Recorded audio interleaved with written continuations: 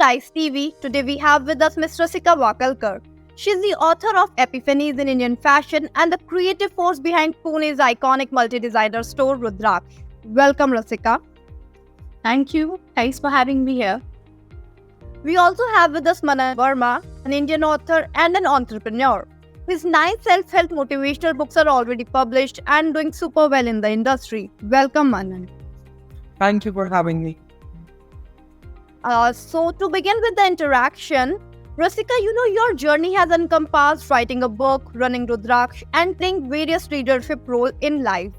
Now, before we talk about the entrepreneurial venture that you are working on, can you please provide us an overview of your journey?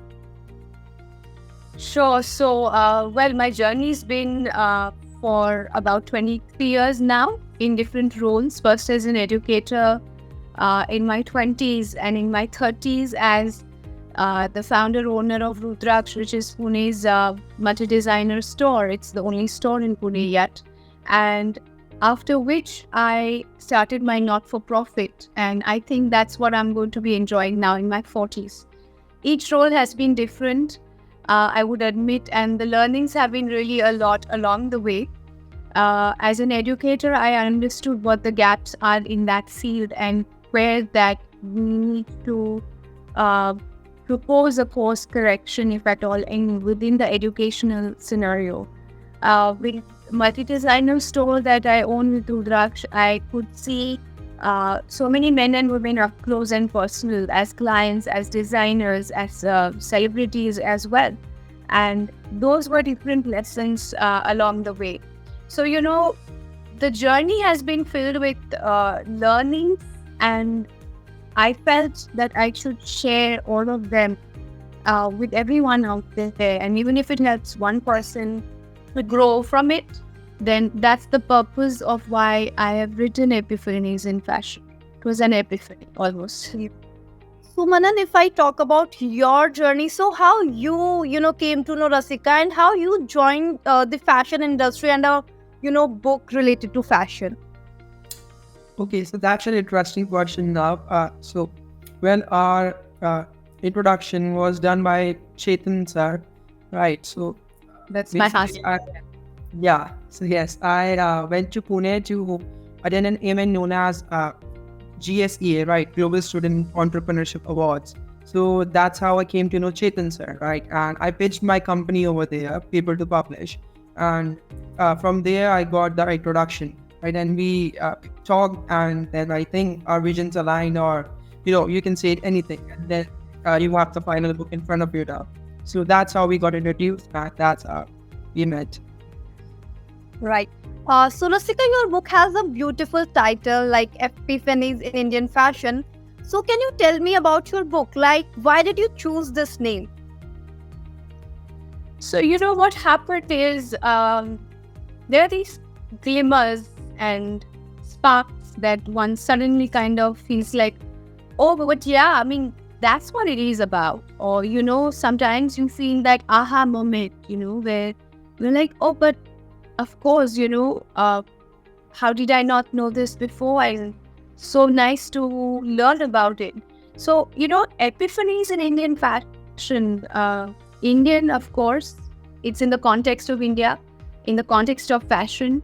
And as you would know, epiphany is when, you have that moment of truth, that moment of éclaircissement, as one calls, or that moment of seeing something in its full truth and glory.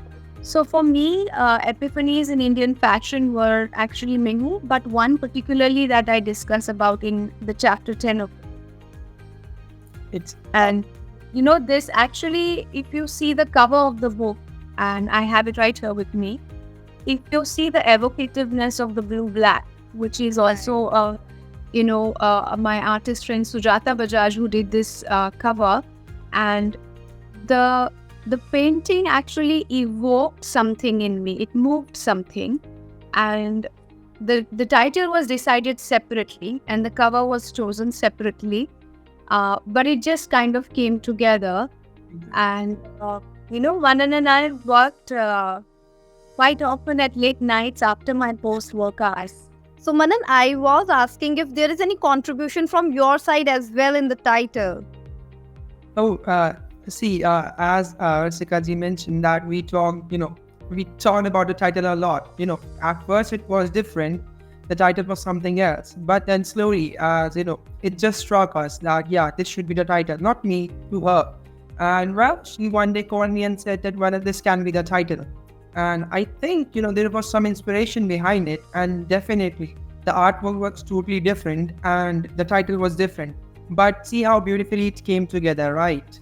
And Right. it just worked really well. So I think it was just an epiphany in simple words, right? And that's how it came to be.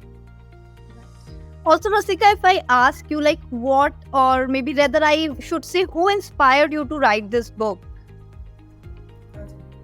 Well, that's a very simple question, but the answer can be the field. Who inspired me to write the write the book is actually Indian fashion.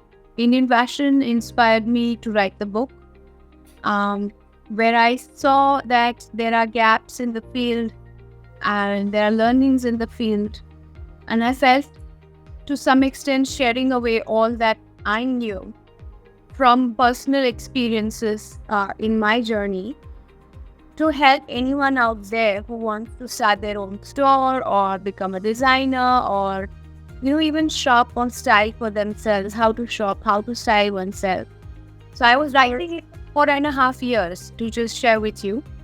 And while I was working, I was simultaneously writing it. There were no ghostwriters, there were no dictations happening, nothing. I was actually doing the draft myself. And then I was fortunate to have Dr. Monisha Ahmad as my editor. And Monisha gave me some worthwhile inputs, which also helped. So yeah, it's been a process. All right. So, Manan, if I ask about your role in this book, so what has been your contribution to Rasika's book? If you try to understand the whole thing, then, well, the book has been in process for 4.5 years, right? So it was a really long process, but then eventually we met and how we brought it to fruition. So, well, it was published and the book is published under Plum Foundation, right? So my contribution is to basically turn the foundation into a full-fledged publishing house, right? So that's what we did. And we handled everything from the back end to, from the cover design to the interior design. And well, it was just not me, my team and inputs of Rasika ji. So that's what, really made it happen, because without her inputs, it wouldn't be really possible. But yes, that was my contribution to turn Plum into a full-fledged publishing house so the book can be published. So I would like to add here, he went above his mandate. The first time when I met with him, it was basically, to get the book published and going. And then somewhere along the way, we were interacting and I realized, it makes sense for me to publish it under our own foundation in a self-publishing manner to leave some legacy value in the foundation. And that's where he actually went above his mandate to say, okay, I will enable you and I will facilitate you doing this, which he didn't have to do, but then he was open to it. And that's what I love about the young generation, really. And that's what needs to be encouraged. And if someone his age is taking active interest in printed books in today's day and age and in the publishing business, then I couldn't have been happier working with someone like him. He's always been very, prompt, very kind, and accommodating, my work pressures and then the book to be done. So yeah, thank you, Manan, for that. I had to add that in. Yeah, definitely. That's generous. And thank you. Thank you for the opportunity. That's the main thing. Thank you for trusting with this. Moving ahead, Rasika, you are an author and you are also an entrepreneur. So, if I ask you, what were the unique challenges you faced as a female author and female entrepreneur in the Indian fashion industry? And how did you really manage to overcome those challenges? So very frankly, fashion is not a challenge for a female, really, in that sense. I mean, we're born with some style and some spark, every woman. I don't believe that there is merit and if there is the will to push through, then a man-woman thing becomes very redundant, at least in fashion. I mean, fashion is all-inclusive. You have the whole LGBTQA++ spectrum. And, I actually am very happy to belong to this beautiful world where self-expression is not restricted or not contained, or it's not boxed in. We are free to express and be and to lead and to follow whatever we want to do. So you will see that in Indian fashion, definitely there is, I have at least not faced a challenge being a woman particularly, or even as a woman author for that matter. I don't think that's been a challenge. And as women entrepreneur? As a woman entrepreneur, well, yes and no. But then, I feel we have to just know that we're on a level playing field, and then it becomes level enough. There are gender biases in other sectors, no doubt, and other industries like manufacturing and, the hardcore engineering kind of industrial basis. But in fashion, I haven't felt that. There are instances when a woman has to balance roles around, being a mother, being a wife, being a Which connect to my news. I'll be coming to that part also. Yeah, so I think that, but then no one's asking me to do everything, right? It's my choice to be doing this and that and that. So then I have to know and learn how to balance what all that I want to do. So in that sense, I must say that my family has been very supportive, and it was actually my daughters over the 4.5 years have been on my case, and after me saying, when is that book getting ready? Why aren't you writing? And, why don't you get to your desk and some hours? Yeah. So I think I am very grateful for the family that I have. That's great. So Rasika, when we talk about entrepreneurship, guidance and mentorship really play a crucial role. But if we talk about, being an entrepreneur in fashion industry, so what is the role of mentorship and guidance in this industry? Oh, huge. It's huge. Because why would one want to make mistakes which you can avoid? True. Right? And if you get the right mentor at the right time, I don't believe in having just one. I believe a mentor is a person who can guide you in a particular sphere of your seeking, whereas you could have another need and another sphere entirely disconnected from this mentor's perspective, and yet find another mentor. So, like, I personally have had multiple mentors at times simultaneously or, consequent to each other. But yes, the role of a mentor is extremely crucial because, I think one has to also be open to it. Not everyone is open to having a mentorship. And that's also something I would, ask for contemplation on. Rasika, you also have a store called Rudraksha. So how does, that came into being? How Rudraksha came into being was simply a demand-supply gap. I was actually pregnant with my second one coming along, my Sarah coming along. I have written about it in the book, How Rudraksha was born. In the first chapter is a narrative, a personal narrative, and the subsequent chapters are my learnings from the journey. So I do share in the book that, my size was growing and in very odd spaces, and I wasn't finding the right clothes off the rack, and they weren't the right fabrics back then, which felt comfortable on the skin. So I think Rudraksha definitely came out of a personal need to have an option to shop at in Pune. I did see the gap, and that's what I wanted to plug. And of course, I believe in the Indian design talent, which I very much do, and I'm very proud of the designers in India. And I see that women are increasingly taking care of themselves, and every woman wants to go shop at a nice place. Right. So Rasika, you are an author, an entrepreneur, and a working woman, and you mentioned about your kids also. So you are a mother too.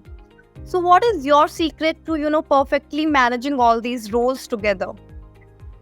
It's prioritizing. So, you prioritize what is the most important task in the week, in the day, in the month, and then you stay organized at all times, no matter what. Also, one must know how to delegate and be effective and efficient, not just wanting to do it all. So earlier, I used to be a perfectionist, 20 years back when I started, and right up until maybe 5 years back. And then I realized, what, I'm killing myself over it. I'm being too hard on myself. And I have to learn also to let go, to be able to make more space for things to come in and happen as well on their own. So that is how I feel I'm able to grow. Unless I make space for something new, how is that going to happen, right?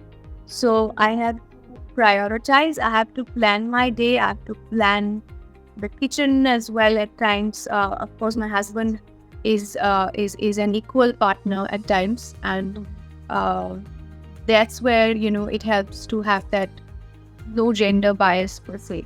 But I think I cannot do without my to-do list. Manan, we often talk about the challenges that females face and also how they manage their life. But we often overlook the challenges that men also face in the industry. So if I ask you, what are the kind of, because you are also an entrepreneur, so what are the kind of challenges or maybe outlook that you see in the industry? Well, there are a lot of challenges, but the main thing is that I guess failure is a part of it, and the failure is part of entrepreneurship, right? So the quicker we understand it, the better. I mean, the more we ignore it, the harder it becomes, right? So it's all about do things quicker and break things. You will learn. Agar profit nahi hoga, you will learn, right? So that's the main thing. The challenges are in finding good people to work with. That's one of the main things. But of course, there are people out there, and that's a problem. And we just need to focus enough and be quick enough to find those right people to work with. I think that's the main thing. And in terms of writing, well, I do face a lot of challenges myself. Well, writing my first book 4 years back and getting it published.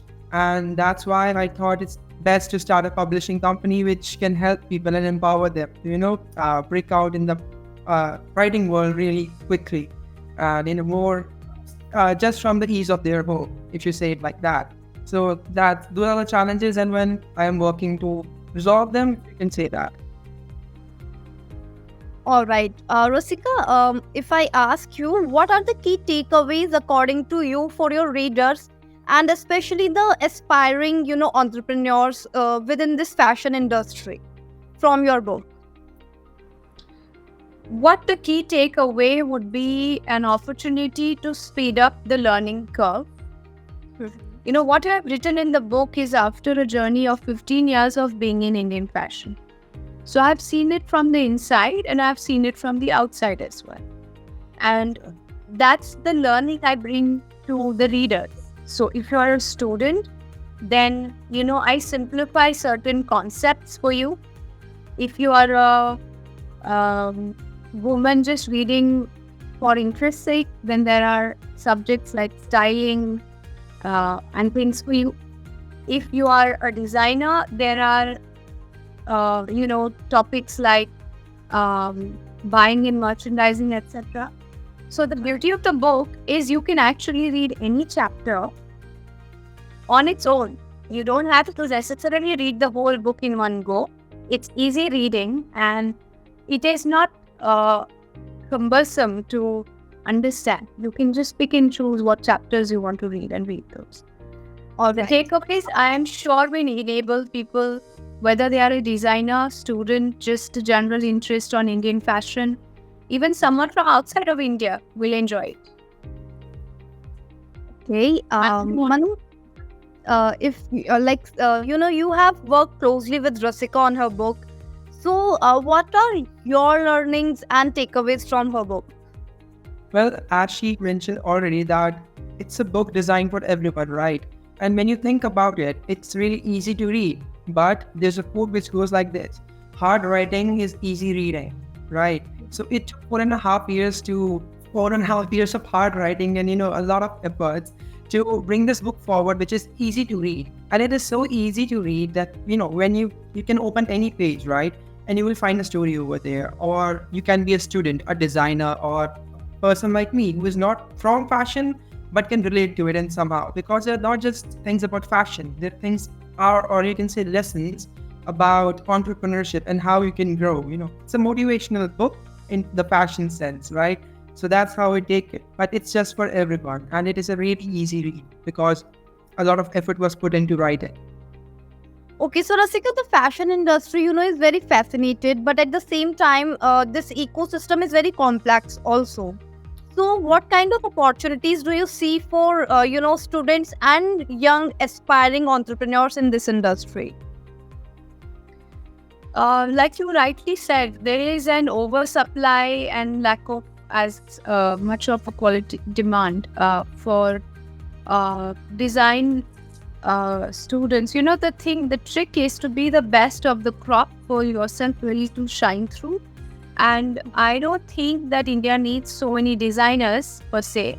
What we need are enablers for the fashion entrepreneurs, people who are in communication, fashion buying, fashion merchandising, fashion journalism, things like that. So we don't realize that fashion is a very vast industry and field, and we need to actually be able to provide for the different streams of fashion, not just by thinking of it as a fashion designing course, which I think largely in India it's perceived as that. So that is what I definitely would bring to the viewers'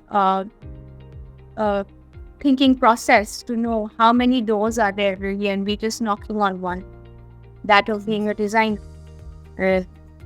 Actually, there's not as much opportunity there as in the allied. All right, so it was really nice talking to both of you, and if both of you can give one message to our audience, like. I can go first. Yeah. Yeah. I have a very simple message. I just say trust the process. All right. And Manan, from you. That's true. Trust the process. What else can I add to it? I mean, yeah, just go with the flow, but move quick. Like if you are young, then try to move quick and do as many mistakes as you can. I mean, failure is the key to success, and trust the process. Yes. Since the major segment of our audience comes from the entrepreneurship ecosystem, so I really hope that both of your messages will add value to their overall startup journey, and it was really nice talking to both of you.